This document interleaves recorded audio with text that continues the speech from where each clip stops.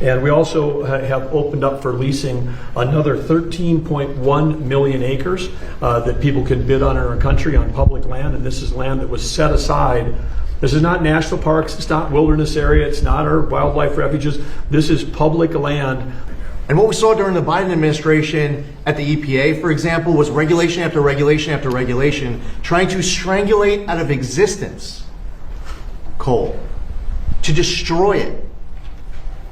Enter President Trump, declares a national energy emergency, creates a National Energy Dominance Council, and he told us at the EPA at Trump's speed to be getting rid of these regulations as quickly as possible on behalf of those Americans who want to just stay warm, who want to live the American dream, who want to have affordable access to energy. The Democrats were running for power to sit at this desk and to leverage that power to destroy these communities. Enter President Trump. He has saved clean, beautiful coal, and it's been an honor to be part of it. Thank you. Great job, too.